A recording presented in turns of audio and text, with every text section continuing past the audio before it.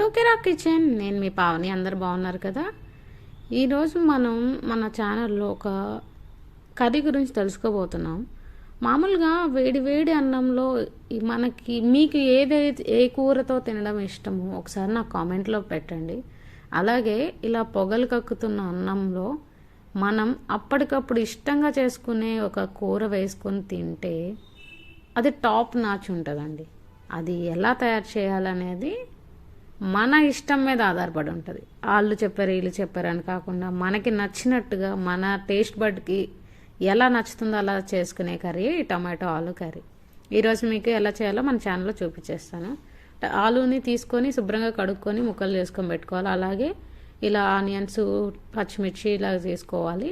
ఇంకా టమాటోని మిక్సీ పట్టుకోవాలి. 3 టమాటాలు మిక్సీ పట్టుకొని బాండి పెట్టుకొని ఇంకా ఆయిల్ పోసుకొని దాంట్లో ఇంకా తెలిసిందే కదా మనం పోపుకి ఏవైతే వాడతామో అన్నీ వేసేసుకొని శుభ్రంగా ఫ్రై చేసుకోవాలి. అంటే పోపు వేగాలన్నమాట.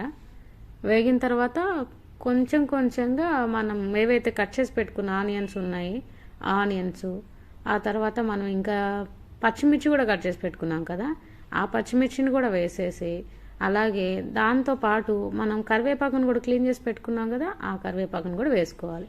ఇలా వేసుకొని మనం ఆల్రెడీ కట్ చేసి పెట్టుకున్న ఆలు ఉంది కదా, ఆలుని కూడా వేసుకొని ఫ్రై చేసుకోవాలి.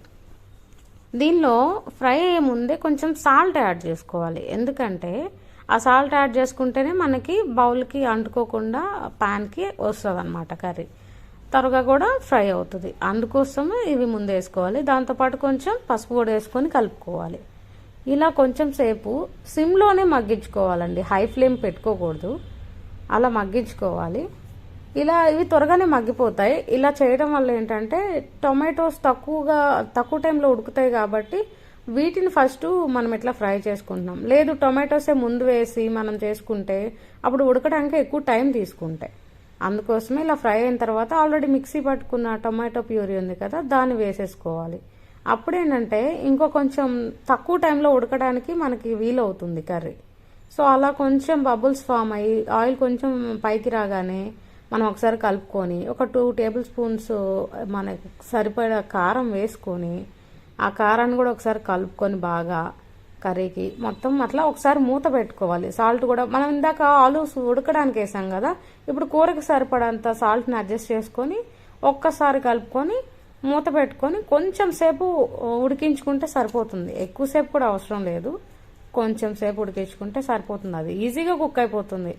నేను చెప్పినంతసేపట్లో అయిపోతుందండి కర్రీ కూడా. అలాగే కొంచెం ధనియాల పొడి, కొంచెం గరం మసాలా. దీని అన్నిట్లో కల్లా బాగా ఇంపార్టెంట్, ఇంకా మీకు మంచి టేస్ట్ రావాలంటే అల్లం వెల్లుల్లిని అప్పటికప్పుడు దంచుకొని వేసుకోండి. ఆ ఫ్లేవరు, ఆ టేస్ట్ అద్దరిపోతుంది. నేను చెప్పినట్టు ఒకసారి ట్రై చేసి ఎలా వచ్చిందో నాకు ఒకసారి మీ కామెంట్స్లో చెప్పండి. అలా ఒక 2 మినిట్స్ పెట్టేసి ఆయిల్ పైకి రాగానే, ఏంటి ఆయిల్ వచ్చేసింది కదా, అట్లా పైకి రాగానే ఒక్కసారి కలుపుకొని చూడండి. దాన్ని చూస్తుంటేనే నోరు ఊరిపోతుంది. ఇంకా స్టవ్ ఆఫ్ చేసుకొని డైరెక్ట్గా సర్వ్ చేసుకుంటే సరిపోతుంది. ఇలా సర్వ్ చేసుకొని ఇంకా మీ ఇష్టం అండి, తినేసి ఎలా ఉంది అనేది ఇంకా మీరు మాటల్లో చెప్పలేరు, అట్లా ఉంటుంది. మీరు కూడా ట్రై చేయండి. మీకు ఎలా వచ్చిందో కామెంట్స్ రూపంలో చెప్పండి. మీరందరూ వీడియో చూస్తున్నారు కానీ నా వీడియోకి లైక్ చేయట్లేదు, కమెంట్ చేయట్లేదు, షేర్ చేయట్లేదు. సబ్స్క్రైబ్ చేసుకున్నా కూడా ఎందుకండి ఇలా చేస్తున్నారు? ఒకసారి చూడండి, మంచిగా చూసి లైక్ షేర్ చేయండి, మర్చిపోవద్దు. ఓకేనా? Don't forget to follow my channel. Like, share, subscribe, బెల్ని కొట్టండి, నోటిఫికేషన్లు పట్టండి. ఉంటా ఫ్రెండ్స్, బాయ్.